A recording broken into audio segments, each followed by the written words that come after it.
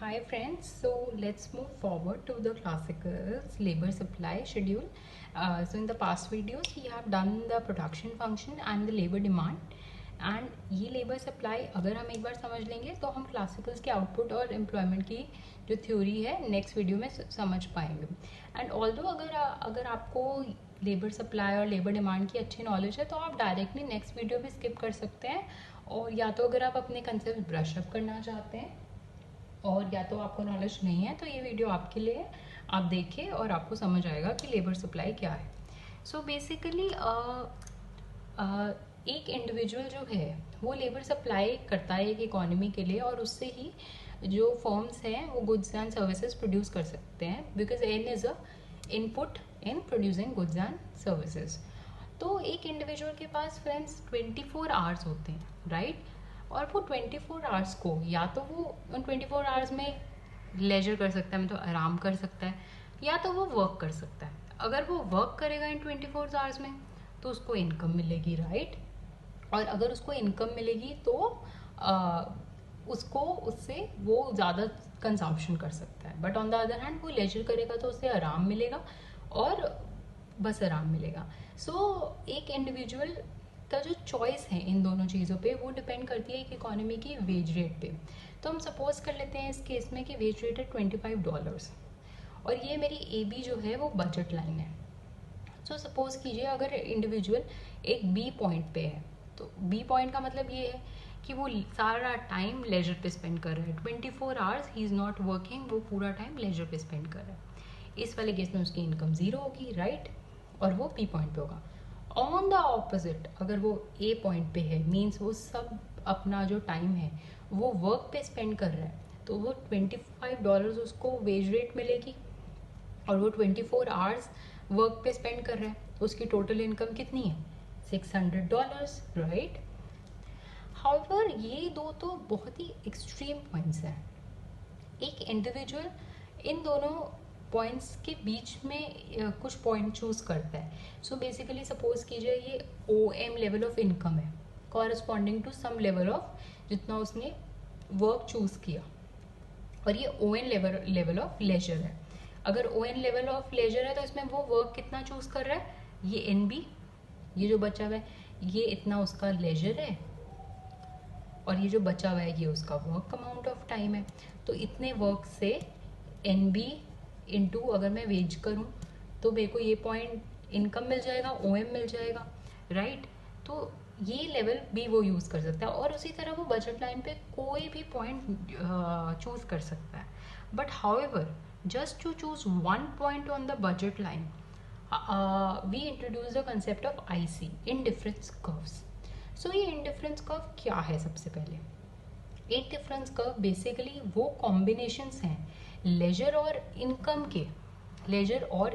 के जो इंडिविजुअल को इक्वल सेटिस्फैक्शन देगा. तो इसका मतलब क्या है? मतलब ऐसा हो सकता है कि एक इंडिविजुअल को 5 आवर्स लेजर अगर 20 रुपीज़ की इनकम अर्न करे तो, और 6 आवर्स लेजर 19 रुपीज़ की इनकम अर्न करे. आप इंडिविजुअल हो, आई टेल यू कि आपके पास ए बी ये ऑप्शन है, आप क्या चूज़ करोगे? तो आप बोलते हो ये दोनों ऑप्शन मेरे को इक्वल यूटिलिटी देते हैं तो मैं इनडिफरेंट हूँ.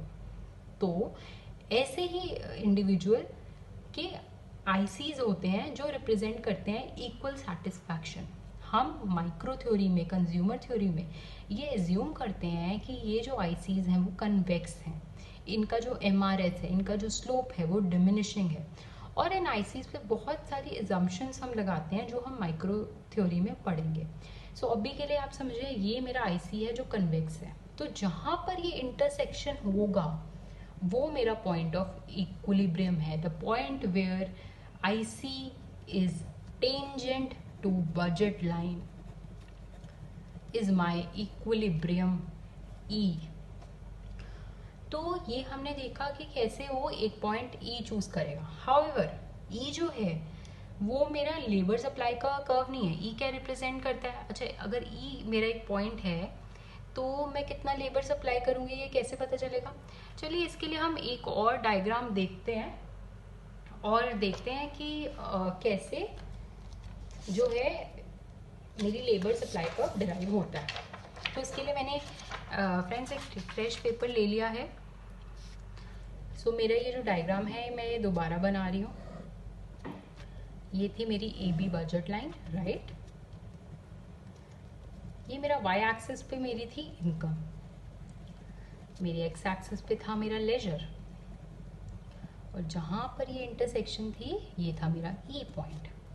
तो फ्रेंड्स अगर मैं इसको यहाँ से ज्वाइन करूँ और मैं इस पॉइंट को से M बोलूँ, इस पॉइंट को N बोलूँ, राइट, तो मेरी OM इनकम तब होगी जब मैं ON लेजर कर रही हूँ। और अगर मैं ON लेजर कर रही हूँ तो मेरा मतलब मैं वर्क कितना कर रही हूँ, NB कर रही हूँ, क्योंकि ये 24 आवर्स हैं। अगर 24 आवर्स में से आप 5 आवर्स लेजर में दे रहे हो तो 19 आवर्स आप वर्क में दे रहे हो। तो यानी कि मेरा जो NB है वो आपका वर्क है, राइट। तो अगर मैं इससे लेबर सप्लाई शेड्यूल ड्रॉ करने की कोशिश करूं, और इसमें वेज रेट क्या है, मेरी वेज रेट है $25।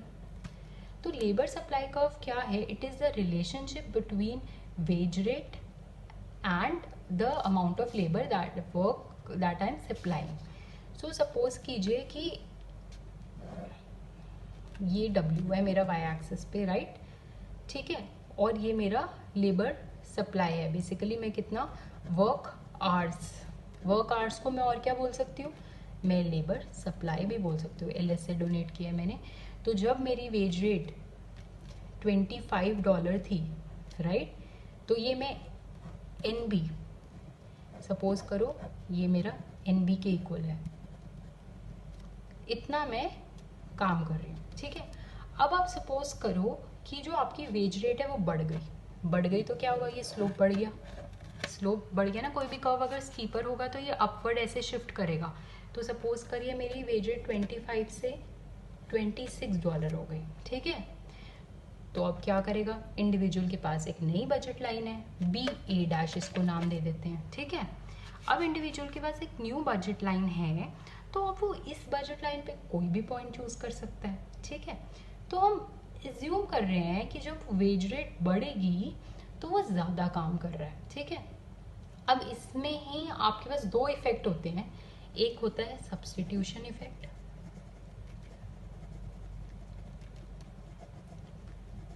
And income effect,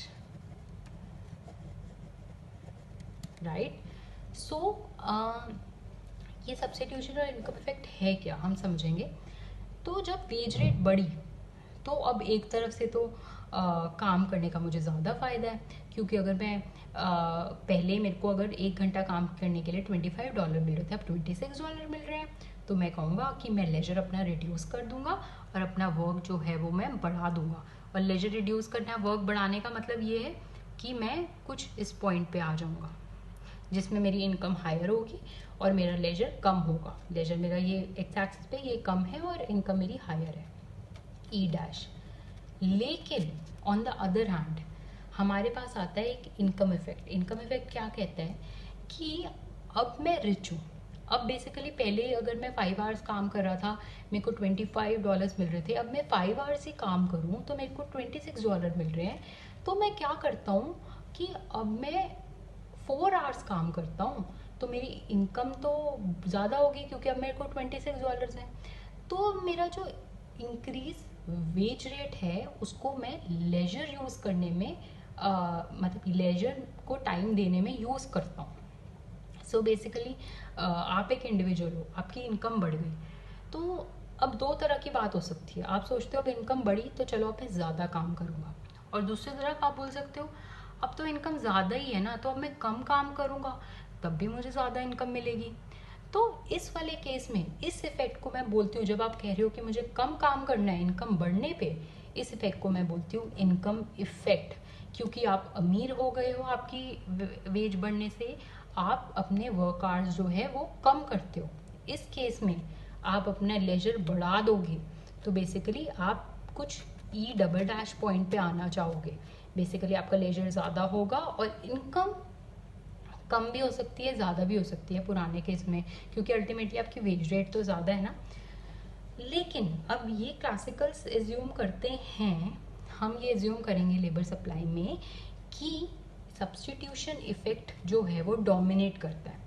so basically जब भी ऐसा कुछ वेज रेट चेंज होता है तो हमारे पास दोनों इफेक्ट होते हैं, लेकिन क्लासिकल्स एज्यूम करते हैं कि सब्स्टिट्यूशन इफेक्ट का जो वेटेज है वो ज़्यादा है, जिस वजह से वो ई पे ई डैश पे मूव कर जाएगा और ये वाला पॉइंट वो नहीं चूज करेगा। अगर इनकम इफेक्ट ज़्यादा होता तो वो यहाँ मूव करता, लेकिन अब सब्स्टिट्यूशन इफेक्ट ज़्यादा है तो वो यहाँ मूव करेगा। इनकम इफेक्ट अब भी है, लेकिन सब्स्टिट्यूशन इफेक्ट इतना है कि जो फाइनल रिजल्ट है उसकी लेबर सप्लाई वो बढ़ाता है और लेजर कम करता है। तो यानी अब जो $26 पे मेरे जो वर्क आवर्स है वो बढ़ गए। यहाँ पर देखिए वर्क आवर्स मैं ऐसे मेजर कर रही थी ना, तो मेरे वर्क आवर्स बढ़ गए, तो ये मेरे अपवर्ड स्लोपिंग लेबर सप्लाई आ गई। सो इस अपवर्ड स्लोपिंग लेबर सप्लाई की एजम्पशन सबसे बड़ी यही है कि substitution effects dominates the income effect और इस वजह से ही अपवर्ड स्लोपिंग है। सो अब मेरा जो लेबर सप्लाई अगर मैं एनएस से डोनेट करूँ, it is a function of W/P। अच्छा, इस पूरे एनालिसिस में आपको मैं बता दूं कि हमने प्राइस को कांस्टेंट माना है। तो अगर प्राइस कांस्टेंट है तो मैं W/P की जगह यहाँ मैंने वेज यूज़ करा है, बट सिमिलर एनालिसिस के लिए मैं W/P भी यूज़ करूँगी तो ये सेम रिजल्ट्स आएंगे। इसकी बेसिक असम्पशन यही थी कि P कांस्टेंट था, तो ये सब रिजल्ट्स W के लिए भी होल्ड करते हैं। लेकिन जो लेबर सप्लाई है that is a function of W/P। So basically जो एक इंडिविजुअल है वो रियल वेज के चलते अपनी सप्लाई एडजस्ट करेगा। सो हमने देखा कि अगर मैं P भी डाल दूँ इसको यहाँ पर, तो मेरा जो रिलेशन है लेबर सप्लाई का और वेज रेट का वो पॉजिटिव है। W/P और लेबर सप्लाई का रिलेशनशिप पॉजिटिव है, और अगर मेरा प्राइस कांस्टेंट है तो लेबर सप्लाई और W का रिलेशन मेरा कांस्टेंट है। So this was labour supply. अब हमने लेबर डिमांड भी पढ़ लिया है, लेबर सप्लाई भी पढ़ लिया है। अब नेक्स्ट वीडियो में हम इनको क्लब करके देखेंगे कि क्लासिकल्स में इक्विलिब्रियम कैसे अचीव होता है। Thank you friends. अगर आपको वीडियो अच्छी लगी तो लाइक कीजिए और शेयर कीजिए, और फ्यूचर वीडियोज़ के लिए मेरे चैनल को सब्सक्राइब कीजिए। Thank you friends.